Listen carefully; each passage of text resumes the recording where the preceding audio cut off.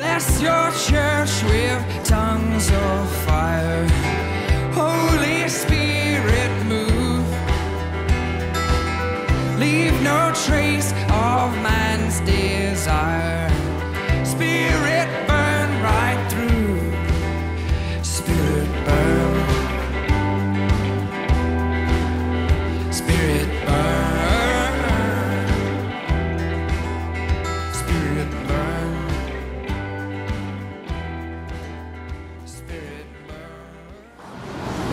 Nós começamos hoje, agora, nesse domingo, uma série de pregações chamada DNA. Então tá aqui para você não esquecer, né, do que nós estamos falando. Ao falar sobre DNA, nós estamos falando a respeito da nossa essência, da nossa formação, da nossa genética, né, dos fatores determinantes para nós sermos quem nós somos. Então nessas próximas semanas nós vamos estar falando a respeito de quem nós somos como igreja. Nós vamos falar a respeito de o que é que nós estamos fazendo e para onde é que nós estamos indo. Então eu quero convidar você para fazer isso. Nós não vamos aqui ficar falando da Vineyard. Não vai ser semanas para ficar... Não. Aliás, John Wimber, que era o fundador da Vineyard, falava o seguinte: nós somos apenas um legume nessa salada que é a igreja de Jesus. Nós não somos o legume mais bonito e nem somos o legume mais saboroso, mas nós temos alegria no tipo de legume que nós somos e no sabor que nós trazemos para essa salada, para a igreja de Jesus na face da terra. Então, nós estamos aqui para entender esse nosso sabor, qual é a nossa contribuição, o que Deus chamou a gente para fazer. Nós vamos mencionar várias vezes o John Wimber, que foi o fundador da Vineyard. Tem algumas histórias que eu quero contar hoje, mas é muito interessante a forma como ele falava a respeito dele. Ele falava: eu sou um homem gordo a caminho do céu. É isso que eu sou, uma pessoa simples, mas uma pessoa de muita fé, que inspirou, né, a vida de tantos dentro do movimento da Vineyard e ao redor da Vineyard, em tantos setores aí da igreja. E nós fazemos parte de um movimento de igrejas que nasceu nos anos 70. Nasceu a partir de um avivamento, de um reavivamento chamado Movimento de Jesus, né? Ou o movimento das pessoas de Jesus. Jovens estavam se convertendo no sul da Califórnia de uma forma extraordinária. Eles estavam sendo libertos das drogas, eles estavam indo para as igrejas, eles iam para as ruas evangelizar, eles estavam sendo libertos de demônios. Era uma coisa extraordinária. Várias igrejas e vários movimentos nasceram nessa época, nos anos 70, lá no sul da Califórnia, nos Estados Unidos. Uma das igrejas que nasceu nessa época foi a Vineyard, que nós fazemos parte. Os batismos eram realizados na praia. Então tem fotos assim de centenas de jovens indo para a praia e sendo batizados. À medida que as ondas vinham, eles sendo batizados. Tem fotos desses jovens invadindo as ruas. Tem situações onde eles encheram tanto igrejas. Isso aconteceu na Calvary Chapel, quando eles encheram tanto que chegou um domingo, tinha tanta gente lá que eles tiveram que arrancar os bancos. Eram aqueles bancos fixos de madeira, de dobrar assim. Eles arrancaram os bancos e jogaram para fora para que pudesse caber mais jovens ali. Tem fotos desses dias onde o pregador está pregando e o palco está cheio de jovens, que já tinha lotado todo o espaço da igreja, e os jovens estavam aqui. Um mover de Deus, sabe? Uma coisa extraordinária, fora do normal, porque isso acontecia durante uma época onde havia muito sexo, muitas drogas, muito amor livre, era a época, os hippies estavam se convertendo, era isso que estava acontecendo, e eles estavam indo para as igrejas. John Wimber, que foi o fundador do movimento Vineyard, ele era uma dessas pessoas. Ele tinha 29 anos quando ele se converteu, 27 na verdade. Ele era músico, ele tocava profissionalmente, ele tocava dezenas de instrumentos. Eu nem sei dizer o nome de dezenas de instrumentos, mas ele tocava profissionalmente, era um produtor musical, tocava na noite, tocava em Las Vegas, tocava em Los Angeles, tocava em vários lugares. Era uma pessoa que bebia muito, era uma pessoa que provavelmente estava envolvida com as drogas também, era uma pessoa que tinha um casamento à beira do caos, já tinha filhos.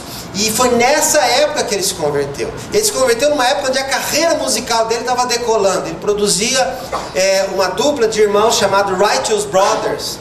E esses dois caras estavam ganhando expressão nos Estados Unidos. Os Beatles iam vir para os Estados Unidos, da Inglaterra para os Estados Unidos, fazer a primeira turnê lá. Eles iam abrir os shows que os Beatles iam fazer ali. Foi nesse momento que ele teve uma conversão radical, que ele encontrou Jesus. E a vida dele virou de cabeça para o ar. Ele conta que a mulher dele foi para a igreja primeiro. Tem muitos casos assim, né? Primeiro a mulher dele foi para a igreja, ela começou a frequentar um culto, começou a frequentar um grupo pequeno, numa casa. E sempre convidando para ir. Diz a história que ele foi uma vez. Ele foi fumando um cigarro atrás do outro, até chegar nessa casa. E chegando lá, ele ouvia a mulher dele falando como ela era pecadora e quanto ela precisava de Deus. E ele falava: tem alguma coisa errada, que essa mulher é uma santa, né? O problema aqui sou eu. E numa dessas reuniões, enquanto ele começa a tentar processar o que está acontecendo ali, ele descreve que a próxima cena que ele se lembra, ele está caído no tapete, babando, chorando, envergonhado, e não estava entendendo o que estava acontecendo, mas o Espírito Santo convencendo o coração dele. Ele saiu daquela sala convertido e foi estudar, e foi se preparar, e foi buscar Deus, e mergulhou no Evangelho. E ele começou a contar para outras pessoas aquilo que ele tinha aprendido. Tinha uma época que ele chegou a liderar 15 grupos de estudo bíblico por semana. Mais de 500 pessoas, todas as semanas, estavam em estudos bíblicos, em vários grupos, aonde ele estava estudando nesses 11 grupos. Foi uma conversão radical das drogas, da bebida e de tantas outras coisas. O casamento dele foi recuperado. E foi assim que ele começa essa caminhada com Deus. Mas ainda não, por incrível que pareça, o melhor na vida dele ainda estava por vir. Porque andando dessa forma, chegou uma hora que ele se cansou da igreja. Chegou uma hora que, mesmo liderando grupos, mesmo dando estudos, ele foi contratado para ser um consultor a respeito de crescimento de igreja, porque aquilo que ele estava fazendo era extraordinário. Ele viajava o país. Chegou um momento que ele estava cansado da igreja. Ele falou: eu ensino e eu faço coisas que eu não acredito mais. Eu faço coisas, eu só vou à igreja agora porque eles me pagam um salário. E foi nesse contexto de cansaço, foi nesse contexto de esgotamento, que ele começou a ter algumas experiências extraordinárias com o Espírito Santo. Até então, ele havia sido ensinado que o Espírito Santo não agia da forma como muitos falavam. Ele veio de um movimento que nasceu no mover do Espírito Santo e gradualmente ele secou. Ele estava participando de um movimento de igreja lá que havia secado. E foi nesse contexto que o filho dele foi curado um dia, quando ele orava pelo filho dele, porque desesperado, porque tinha sido mordido por abelhas. Foi nesse contexto que a mulher dele, que ensinando que dons espirituais era uma coisa do diabo, que orar em línguas estranhas era uma coisa do diabo, ela acorda no meio da noite orando em línguas estranhas. É nesse contexto que eles começam a ter experiência, é nesse contexto que ele começa a se envolver com aquilo que o Espírito Santo queria fazer através dele, através da Vineyard, no futuro, e nasce a igreja. Ele vai, um cunhado dele e outros amigos estavam se reunindo num grupo pequeno, e ali eles estavam sendo curados, todos eles também cansados. Ele chega nesse grupo e ele se torna o líder desse grupo, e eles começaram a ter experiências extraordinárias, conversões, e as casas se multiplicaram. A Vineyard começou um grupo pequeno. Começou neste grupo pequeno. Outros grupos pequenos estavam se reunindo na reunião de Los Angeles, liderado por uma outra pessoa chamada Ken Gullickson, que tinha dado o nome Vineyard para esse grupo. Eles se juntaram e mais tarde o John Wimber em 82 se tornou líder desses grupos que estavam acontecendo. E eles começam então a se arriscar, a confiar no Espírito Santo e naquilo que o Espírito Santo quer fazer. Uma primeira série de pregações que eles começaram a fazer nessa igreja agora, Vineyard, foi o Evangelho de Lucas e pregar a respeito de curas, a respeito daquilo que estava escrito no Evangelho. Mas está escrito aqui, então eu vou me arriscar a fazer isso.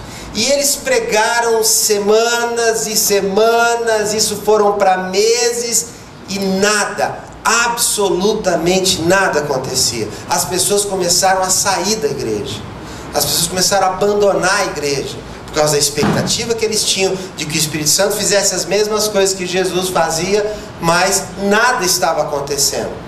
Num domingo, depois ele pregar sobre o Evangelho de Lucas, na segunda-feira, um homem da igreja liga e fala: John, você podia vir aqui em casa? Era muito cedo, sei lá, 6h30, 7 horas da manhã. A minha esposa está doente, eu preciso que você ore por ela. E ele correu até lá e foi ver o que estava acontecendo. Ele falou o seguinte: olha, John, agora são quase 7 horas, eu tenho que entrar no trabalho, a minha esposa tem que fazer café da manhã. Você pode ir lá orar com ela para ela ser curada e vir fazer o café, porque eu preciso ir trabalhar? Aí ele conta essa história e fala assim: esse cara acredita mais nisso do que eu. E ele foi. Ele diz que ele entra no quarto para orar para essa mulher. A hora que ele olha para aquela mulher na cama, ele fala assim: sabe aquelas coisas que aquela mulher vai me odiar por eu ter visto ela daquele jeito, né? E eu fui lá e fiz a oração. Eu terminei de orar e já virei para o marido e comecei a explicar por que ela não ia ser curada. E de repente a mulher levanta e vai para a cozinha e faz o café e faz as coisas, e o negócio acontece.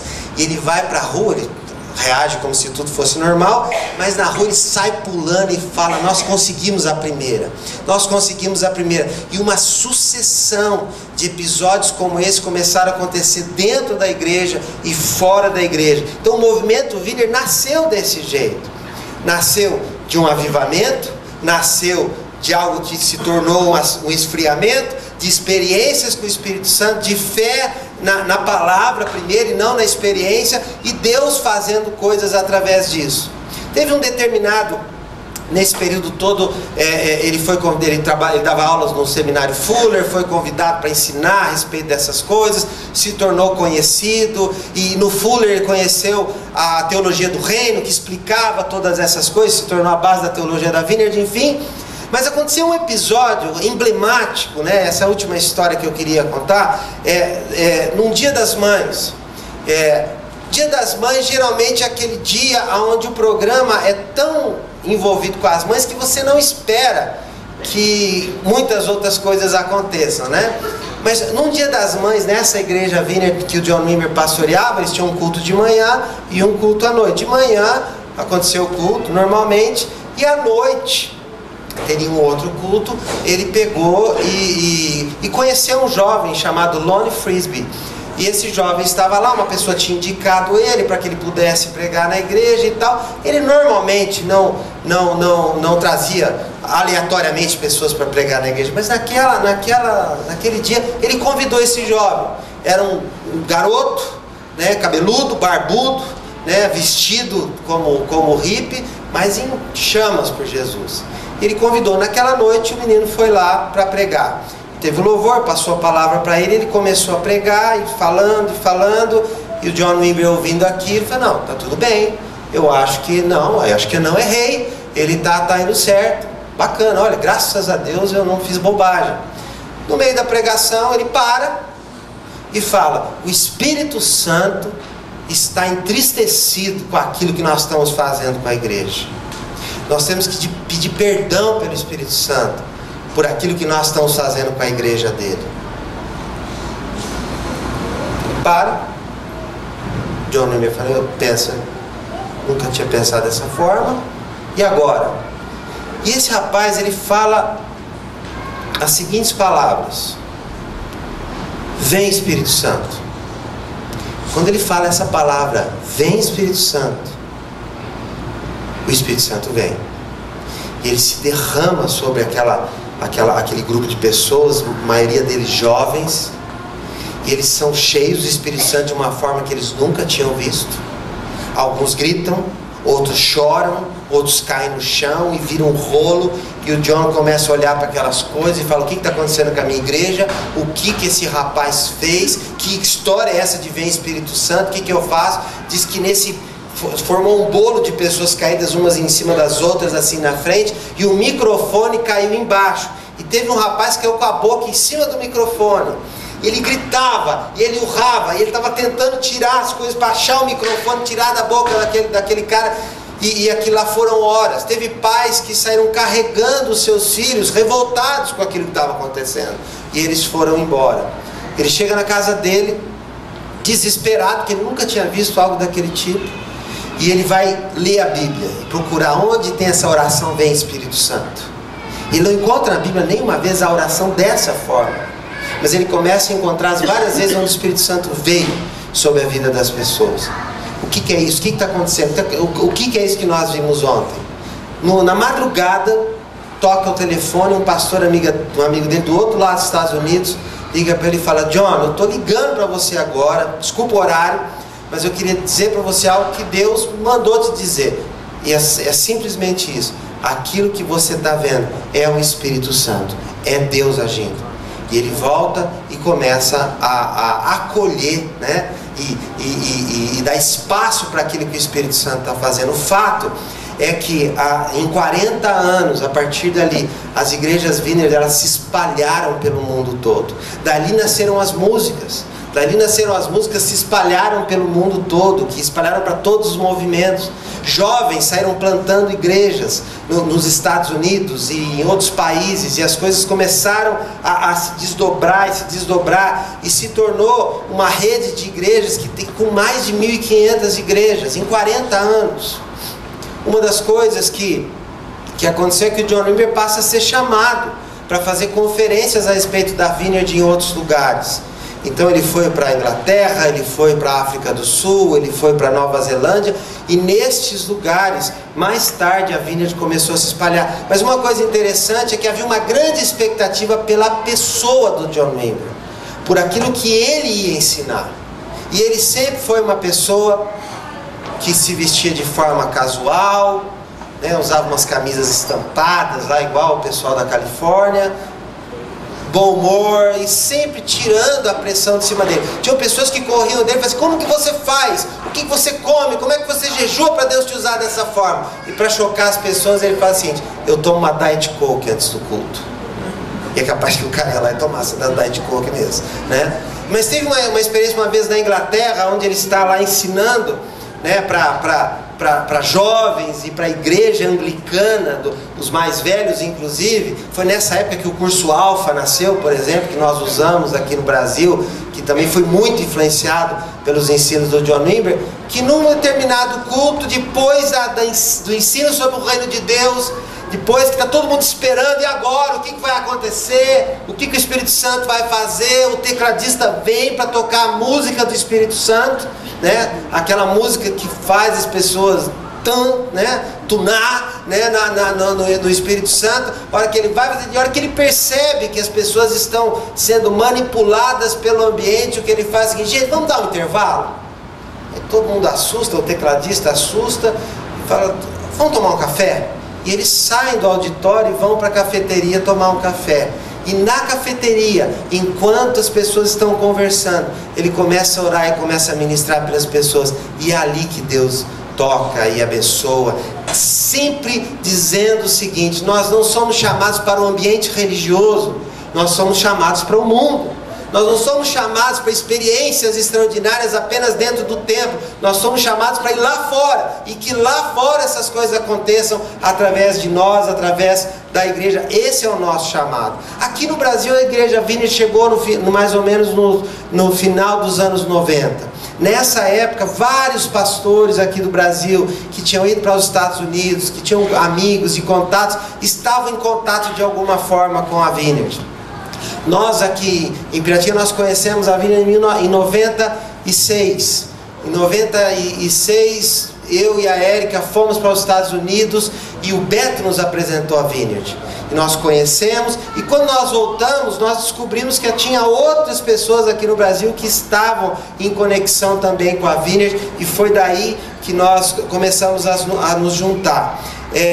Em 2001 nós gravamos o CD Vem Essa é a Hora, que eram músicas da Vineyard traduzidas para o português. Esse CD vendeu 1000 cópias na noite de lançamento. E enquanto contava CDs, que CD nem conta mais, né, ele vendeu mais de 300 mil cópias. Isso é disco de platina. Essas músicas se espalharam pelo Brasil todo, e todos os recursos da venda desses CDs, nenhum centavo desse dinheiro veio para a igreja local e tal. Isso foi para investir em novas produções, e foi para a Vineyard para plantar outras igrejas. Então a música se espalhou pelo Brasil, e o movimento foi se organizando no Brasil, dizendo não para muitas pessoas que só queriam franchising, fazer parte de uma coisa conhecida. Mais ou menos em 2003, 2004, nós descobrimos que nós aqui no sul do país, São Paulo, Rio de Janeiro, Minas e tal, não éramos os únicos que estávamos andando com a Vineyard. Nós descobrimos que lá no norte, na mesma época, mais ou menos nos anos 90, um grupo de pessoas foi enviada pela Vineyard para plantar igrejas ao redor do rio Xingu, para plantar igrejas junto a Ribeirinhos. E aí nessa época nós descobrimos que havia mais 30 igrejas lá. Pastores andando de barcos, usando hidroaviões, motocicleta, quebrando matas para chegar até as pessoas, passando por experiências de cura extraordinárias para alcançar pessoas. Nós descobrimos que a nossa família da Vineyard aqui no Brasil era muito maior do que nós imaginávamos. E desde então nós temos andado juntos, né, com igrejas de norte a sul. Em 2006 nós criamos um Instituto Bíblico para treinar líderes. Em 2010 nós organizamos uma associação de igrejas. Em 2016 nós fomos oficialmente liberados como uma associação de igrejas aqui no Brasil, igual às outras. E hoje nós temos mais ou menos 146 comunidades da Vineyard espalhadas pelo Brasil, entre igrejas, plantações e igrejas que estão em processo de adoção, como foi o nosso caso. E desde há 2 anos atrás nós começamos agora a nos envolver com a Vineyard em Portugal, com a Vineyard em Moçambique e com a Vineyard também em Angola. Nós temos um plantador de igreja em Lisboa, o Matias e a Susan, né, que estamos em contato sempre. Eles foram enviados pela Irlanda, mas como a nossa língua é o português, nós estamos nos juntando para trabalhar juntos, enviando tudo que nós temos para eles. Nós temos na Angola dezenas de igrejas que não tem as músicas, não tem os livros, não tem nada, e nós estamos colaborando com eles. Em Moçambique a mesma coisa. Então a Vineyard no Brasil tem ido agora para alcançar outras pessoas. Nós fazemos parte disso, mas aquilo que eu queria deixar de fundamental a respeito dessa história aqui, porque agora nós vamos abrir a Bíblia, eu queria destacar para vocês que John Wimber e a Vineyard iniciaram um movimento naquela época chamado de evangelicais empoderados. O que isso significa? Grupo de pessoas que valorizam o evangelho, o ensino das escrituras, né? Pessoas com teologia, em muitos casos teologia reformada, teologia bíblica, que valorizam o caráter, que valorizam o ensino, que valorizam o discipulado, que valorizam a vida cristã, né? Que ao mesmo tempo essas pessoas que vivem dessa forma, elas esperam que em meio a tudo isso, o poder do Espírito Santo se manifeste entre nós, e o poder do Espírito Santo nos dirige. Então algumas pessoas falam, a Vineyard é uma igreja tradicional, né? Uma igreja tradicional, sim, no sentido de que é uma igreja de confissão histórica, né, que crê, né, como a maioria das igrejas. Mas parece que a Vineyard é uma igreja pentecostal, porque parece que eu fui lá um dia, eu vi uma pessoa orando em línguas, eu vi vocês orando pelos enfermos, parece que a linguagem de vocês e tal, também é. Algumas pessoas entram numa igreja Vineyard e acham que ela é fria demais, porque eles esperam um sapatinho de fogo. Outras pessoas entram numa igreja Vineyard e acham elas pentecostal demais, porque elas não queriam ser expostas a esse tipo de experiências. Mas uma das coisas que nós procuramos ser, é aquilo, na linguagem também da Vineyard, nós queremos ser um meio radical.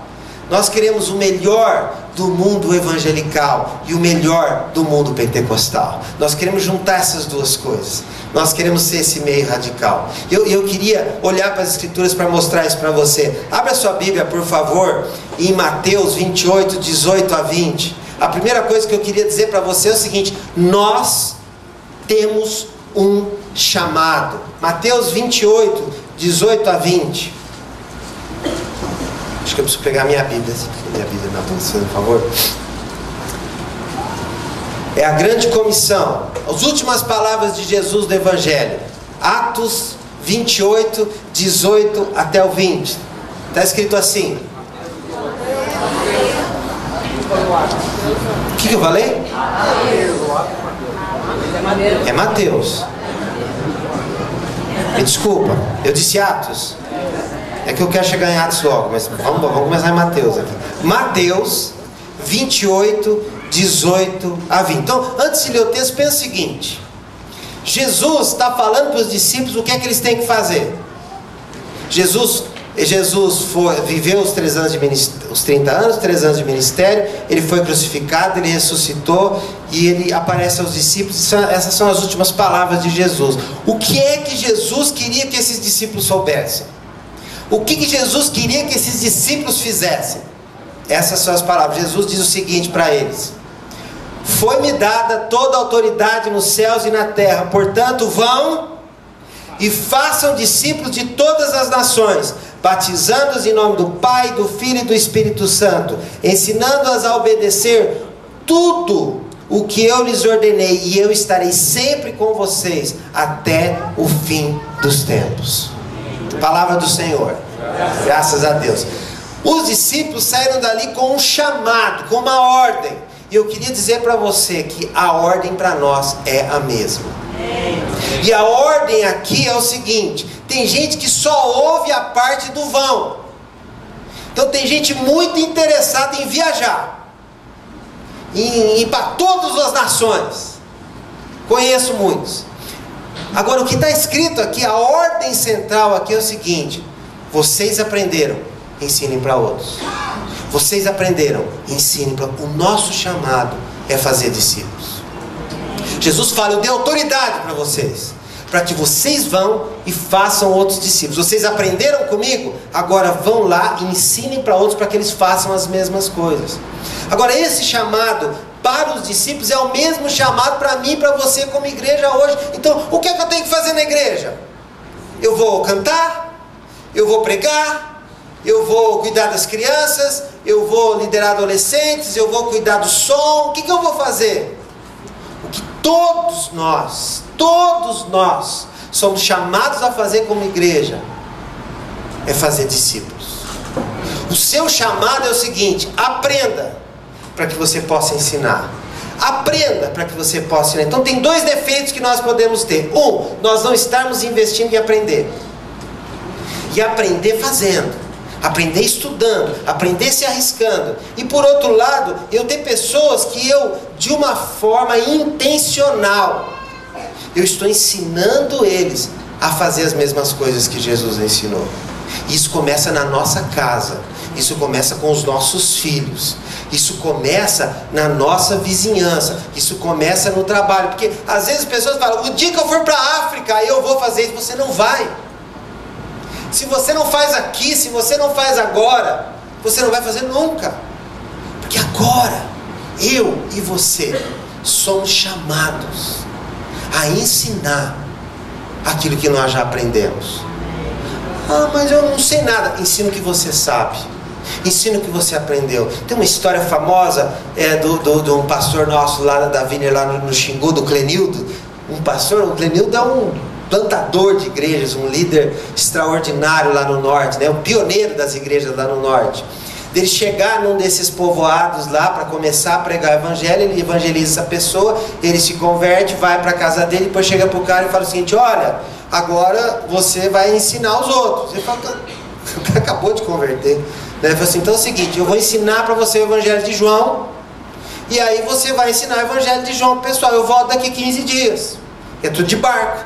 Ensina o evangelho de João para ele um dia. Foi o seminário teológico mais rápido, né, que existe. Um dia.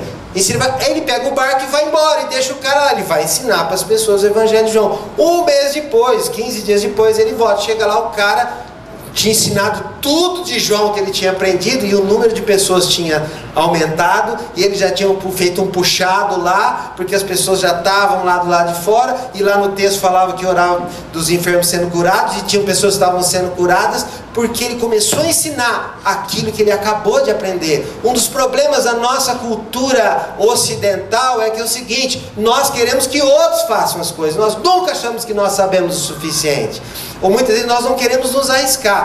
O Senhor quer que você comece a ensinar aquilo que você já aprendeu. Amém? Praticar e ensinar para outros. Se eu tivesse numa daquelas igrejas que fala assim, vira para o seu irmão agora e fala alguma coisa, eu ia falar para você virar para a pessoa do seu lado, virar para você assim, larga a mão de ser sem vergonha e começa a ensinar o que você aprendeu. Mas eu não vou fazer isso com você, tá? E ninguém vai fazer isso com você, tá bom? Então nós precisamos aprender. Outra coisa que é importante para nós, nós temos o poder para fazer isso. Agora sim, Atos, tá? Atos 1:8. Atos 1:8 está escrito o seguinte, talvez você saiba até decor esse versículo. Eu acho que eu sei. Atos 1:8 é: recebereis poder ao descer sobre vós o Espírito Santo, nem achei aqui ainda, estou falando, e sereis minhas testemunhas. É isso mesmo? Tá certo? E nada nos faltará, né? Vamos lá. Mas receberão poder quando o Espírito Santo descer sobre vocês, e serão minhas testemunhas em Jerusalém, em toda a Judeia e Samaria, até os confins da terra. Jesus manda eles fazerem essas coisas, mas ele fala o seguinte: eu vou dar poder para que vocês façam isso. O poder do Espírito Santo vai vir sobre vocês, e aí vocês vão ser minhas testemunhas. Porque talvez você olhe para você mesmo e você fala assim: quem sou eu? Eu não sei o suficiente, eu não posso o suficiente, eu não tenho experiência o suficiente, eu não aprendi o suficiente. Eu vou dizer para você que os melhores evangelistas são os novos na fé. Porque à medida que o tempo vai passando, a pessoa para de evangelizar, ela se acomoda, ela se torna ela assiste só. E na verdade a pessoa que acabou de receber o Evangelho, que acabou de receber Jesus, aquela paixão leva com que ela vá em direção a outras pessoas. Eu lembro do meu pai, quando se converteu, foi até exagerado, ele brigou com a família inteira, ele queria enfiar a Bíblia na cabeça das pessoas. Paixão por Jesus. Então nós temos que fazer isso, mas o que Jesus nos promete aqui é o seguinte: eu vou dar para vocês poder. A palavra poder aqui lá no original grego é dunamis, que é a mesma palavra que dá origem à palavra dinamite. O Senhor falou o seguinte: eu vou chamar vocês para ser essa igreja aqui, mas eu vou dar poder para vocês, eu vou dar dinamite na mão de vocês, para que quando vocês decidirem fazer isso, quando vocês forem fazer isso, o meu poder vai explodir através de vocês. As palavras que vocês vão falar vão sair da sua boca, mas elas vão estar cheias de poder. Quando você colocar a mão sobre uma pessoa para orar, vai ser a sua mão que vai estar ali, mas o dinamite meu vai vir sobre você para curar aquela pessoa. Quando você enfrentar as obras das trevas, o dinamite de Deus, o poder de Deus, o dunamis de Deus vai estar sobre você. Então, meu irmão, eu queria dizer para você o seguinte: você tem um chamado. E a outra coisa que eu queria dizer para você é o seguinte: você tem o poder. Amém. Se eu tivesse uma igreja que fala para você falar um para o outro, eu ia falar agora, vira para o seu irmão agora e chacoalha ele, né? E fala assim: você tem poder de Deus sobre a sua vida. Mas nós não vamos fazer isso, porque eu acho muito inconveniente, eu acho chato isso. Outra coisa, diz que agora o Bolsonaro também disse que assinou um negócio lá que não pode mais. Terceira coisa, nós temos um modelo. Abre em Atos 2:42-47. Ah, mas e como é que é isso na prática? Isso aconteceu. Em Atos 2, a igreja, os discípulos foram cheios do Espírito Santo, como Jesus havia prometido, e a vida deles se tornou. Então assim, como é que a Vineyard quer ser? A Vineyard não quer ser igual a John Wimber, não. A Vineyard não quer ser igual a Vineyard de Anaheim. A Vineyard não quer ser igual aquela igreja, não. Nós queremos ser isso aqui que está escrito aqui, ó. É isso que nós queremos. Por isso que eu falei para você que nós não vimos aqui para exaltar a Vineyard para você. Sabe, a Vineyard não é mais importante que Jesus para nós. A Vineyard não é mais importante que o reino de Deus. Nós encontramos na Vineyard um veículo. Nós encontramos um grupo de pessoas que creem igual. Mas o que nós queremos viver é o que está escrito aqui em Atos 2, de 42 a 47. Dá uma lida aqui, ó. Eu queria ser membro dessa igreja. Eles se dedicavam ao ensino dos apóstolos, e à comunhão, e ao partir do pão, e às orações. Todos estavam cheios de temor, e muitos sinais e maravilhas eram feitos pelos apóstolos. Os que criam mantinham-se unidos e tinham tudo em comum, vendendo suas propriedades e bens, distribuindo a cada um conforme a necessidade. Todos os dias continuavam a reunir-se no templo, partindo o pão em suas casas, e juntos participavam das refeições, com alegria e sinceridade de coração, louvando a Deus e tendo a simpatia de todo o povo. E o Senhor lhes acrescentava diariamente os que iam sendo salvos. Palavra do Senhor, gente. Essa igreja, esse é o protótipo da igreja. É assim que nós queremos ser. É isso que nós perseguimos. Eles se reuniam no templo e depois se reuniam de casa em casa. Eles tinham momentos de louvor e de oração. Eles tinham um momento de ensino das Escrituras. Eles estavam juntos e tinha alegria quando eles estavam juntos. Outro dia eu estava vendo algumas pessoas compartilharem coisas sobre a igreja no Facebook, falando como a igreja é chata, como a igreja é triste, como a igreja não é empolgante, como a igreja se desviou e tudo mais. Eu falava assim, cara, não é a igreja que eu faço parte, porque a igreja que eu faço parte não é assim. A igreja que eu faço parte é uma igreja alegre, é uma igreja feliz, porque ela está envolvida com o maior empreendimento da face da terra, o reino de Deus. Uma igreja que tinha alegria, que tinha simpatia, uma igreja onde não havia necessitados. Não havia necessitados. Porque se precisasse, eles vendiam o que eles tinham para poder ajudar o irmão que tinha necessidade. Uma igreja que havia sinais, havia expectativa de que milagres acontecessem, de que coisas extraordinárias acontecessem. Uma igreja que caía na simpatia do povo. É óbvio que essa igreja foi perseguida depois. É óbvio que essa igreja teve problemas depois. E as cartas foram escritas por causa disso, à medida que ela se multiplicou. Mas nesse momento, isso tudo que está acontecendo aqui foi gerado pelo Espírito Santo. Esses discípulos não foram para o seminário teológico. Esses discípulos não tinham o manual da igreja. Esses discípulos não tinham o roteiro, a liturgia. Eles não tinham. Tudo isso que está aqui foi genuinamente gerado pelo Espírito Santo, porque eles tinham sido cheios em Pentecostes. 3.000 pessoas se converteram aqui, e elas cheias do Espírito Santo começaram a viver desse jeito. Quando o Espírito Santo vem sobre nós, algumas pessoas acham que o Espírito Santo vem sobre nós e nós só temos experiências emocionais. Quando o Espírito Santo vem sobre mim, eu chacoalho. Eu já vi de tudo na igreja, gente. Eu já vi gente que quando o Espírito Santo vem a pessoa chacoalha. Eu vi pessoas que quando o Espírito Santo vem a pessoa cai. Eu vi que quando o Espírito Santo vem a pessoa pula. Eu vi que quando o Espírito Santo vem a pessoa grita. Outros choram, outros dão risada, outros dão dinheiro. Não, esse eu não vi ainda. Esse eu não vi ainda, né? Quando o Espírito Santo vem sobre a pessoa, é isso. Eu tinha um pastor amigo nosso, pastor Hugo, foi influência aqui na plantação dessa igreja, na vida do pastor Nilton e tal. Ele contava uma vez que ele era um cara do fogo, sabe? E disse que ele fez um casamento do fogo. E a hora que ele ora pela noiva, a noiva é cheia do Espírito Santo. O noivo? Acho que é o noivo, né, Dora? O noivo é cheio do Espírito Santo, ele sai correndo. No meio do casamento começa a correr em volta da igreja. Olha que coisa ridícula. Cheio de Espírito Santo. Eu já vi de tudo, gente. Mas o que esse texto fala é que quando o Espírito Santo vem sobre nós, o nosso estilo de vida muda. A maneira como nós vivemos muda. O Espírito Santo nos leva para Deus. nos leva a amar Deus, apaixonados por Deus, pela presença de Deus, nos leva a amar a palavra de Deus. Nós queremos aprender, nós queremos mais, nós mergulhamos, nós sentamos para ouvir a palavra de Deus. Quando o Espírito Santo vem sobre nós, nós amamos de verdade, nós cuidamos uns dos outros, nós nos importamos uns com os outros. Quando o Espírito Santo vem sobre nós, nós vamos para fora, nós vamos para a comunidade, nós vamos para as ruas, nós vamos em direção das pessoas. Esse é o nosso modelo. Para onde é que nós estamos indo? É para isso que nós queremos ir. Eu vou dizer para você, nós não somos desse jeito. Nós não somos desse jeito. Mas nós queremos ser. Nós perseguimos isso. É isso que nós queremos no nosso período de louvor. É isso que nós queremos no nosso período de ensino da palavra. É isso que nós queremos nos nossos grupos caseiros. É isso que nós queremos com as coisas que nós fazemos fora da igreja. É assim que nós queremos viver.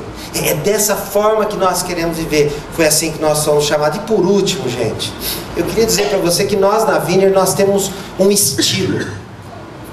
Cada família tem um jeitão, não é isso mesmo? Eu conheço várias famílias daqui, né? Eu não vou citar nomes. Mas cada família tem o seu jeito. O horário de comer, o jeito de vestir, o vocabulário. Tem família que dá tapa, tem família que grita, né? Tem família para tudo quanto é gosto. E a igreja de Jesus é assim também. Sabe, nós não somos a melhor igreja, a única. Tem igreja de tudo quanto é jeito. Como é que nós somos? Nós não achamos que a Vineyard é a melhor, a que sabe mais, a que pode mais, a top de linha, não. Mas por outro lado, nós temos muita alegria de fazer parte dessa família de igrejas. Dessas igrejas que estão espalhadas aí por 102 países hoje. Nós temos orgulho. E sabe algumas coisas que são parte do nosso estilo? Nós somos focados tanto na palavra quanto nas ações. Nós não queremos só ser conhecedores da palavra. Isso aqui não é só escola. Nós queremos praticar, nos arriscar a fazer aquilo que a palavra diz. Outra coisa, nós somos reverentes, mas ao mesmo tempo nós somos casuais. Nós temos uma reverência enorme pela presença de Deus.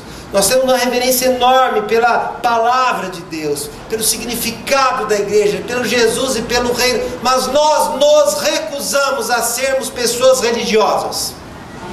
Nós nos recusamos a usar linguagem religiosa. Nós nos recusamos a nos vestir de forma religiosa. Nós nos recusamos a cantar de forma religiosa. Nós queremos ser pessoas normais, que usam palavras normais, que fazem as coisas de uma maneira natural, que ao mesmo tempo seja sobrenatural e natural. Uma outra característica, nós somos tanto espirituais quanto não religiosos. Está no pacote do que eu falei. De um lado, parece muito religioso, né? O culto, a música, o colocar a mão, o fechar os olhos, o sentar aqui, o abrir a Bíblia, o sentar e tudo mais. Mas enquanto nós fazemos todas essas coisas, o nosso grande esforço é incorporar essas coisas à nossa vida cotidiana, à família, ao trabalho, à criação de filhos, o que quer que seja. Porque uma coisa que nós repugnamos é você interpretar um personagem aqui dentro e você viver uma outra coisa lá fora. Nós queremos ser tão naturalmente sobrenaturais aqui quanto nós somos lá fora, na rua, na família, onde quer que a gente esteja. Nós somos intencionais e ao mesmo tempo nós somos espontâneos. Somos intencionais. Nós temos planos para todas as áreas da igreja. Nós temos planos de como é que nós vamos realizar as coisas. Nós temos planos a respeito da equipe de louvor, dos grupos caseiros, dos ensinos que nós vamos ter, dos projetos que nós queremos fazer. Mas ao mesmo tempo nós não queremos ficar presos a esses planos. Nós queremos reagir àquilo que o Espírito Santo vai falar para a gente fazer. Nós queremos ser espontâneos. Nós queremos ser espontâneos, como nós ouvimos o Betão falar aqui na quarta-feira, de que teve um dia lá que o grupo deixou de usar o programa, porque chegou uma pessoa necessitada lá e aquele dia ela precisava ser ouvida, ela precisava de oração, ela precisava que o grupo estivesse ali por ela, e foi isso que eles fizeram. Nós queremos ser intencionais, mas ao mesmo tempo espontâneos. E parte desse nosso estilo naturalmente sobrenatural é aquilo que nós chamamos de estilo clássico da Vineyard. Como é que nos nossos cultos, como que os nossos cultos funcionam? Louvor, de intimidade com Deus, ensino sobre o reino e depois oração uns pelos outros. Essa é toda a nossa liturgia. É isso que nós queremos que aconteça nos grupos também. Então vocês repararam que nós simplificamos o máximo. E assim, essa simplificação tem um objetivo. Nós queremos que haja espaço para que o Senhor esteja entre nós. E quando nós fazemos isso, quando nós vamos orar pelas pessoas, e toda semana você é convidado a orar por alguém. Tem gente aqui que eu percebo, a hora que chega essa hora a pessoa levanta e vai embora. Eu já vi você fazendo isso. E eu vou falar o seu nome em oração para o Senhor, porque Deus muda o seu coração, né? Então assim, a hora que a pessoa que vai chegar naquela hora, tem que orar pelo... e a pessoa pega e cai fora, né? Nós fazemos isso, e todas as vezes que nós nos arriscamos a fazer isso, nós fazemos por um motivo. Nós cremos, e crer é se arriscar. John Wimber falava que fé se soletra R-I-S-C-O. Nós queremos nos arriscar a impor as nossas mãos e convidar o Espírito Santo para vir. Nós queremos convidar o Espírito Santo a fazer isso. E é isso que nós vamos fazer agora. Segura o cara aí. Fecha a porta. Eu queria convidar você a nós nos arriscarmos agora. Vamos fazer isso? Você ouviu a história da Vineyard? Você ouviu que você tem um chamado? Você ouviu que você tem o poder? Você ouviu que você tem um modelo? E você ouviu que nós temos um estilo de fazer as coisas. Essa série de pregações não é uma exposição a respeito da Vineyard para que você saia daqui sabendo mais, não. É um convite para que todos nós possamos nos envolver. Todos nós. Você que está aqui há 20 anos, você que está aqui há 15 anos, você que está aqui há 5 anos, 2 anos, 1 ano, você que chegou aqui hoje. O convite é para que você possa se envolver com aquilo que o Espírito Santo está fazendo. Essa é a essência de quem nós somos. Vamos fazer isso? Queria te convidar para ficar em pé, por favor, onde você está.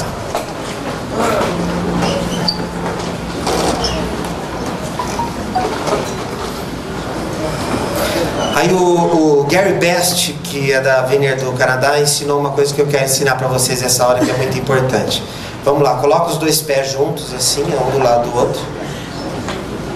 Agora coloca as mãos assim para frente, ó. Agora você começa a balançar assim, só um pouquinho. Dá graça. Não existe um movimento que faz o Espírito Santo vir. Não existe a música, não sei se tem música do Espírito Santo aí. É a música que faz o Espírito Santo. Mas existe a expectativa do nosso coração e o desejo de Deus se manifestar. Então eu queria convidar você a simplesmente relaxar, fechar os seus olhos, e nós vamos convidar o Espírito Santo para vir. Nós não temos um plano, tá? Simplesmente vamos convidar o Espírito Santo.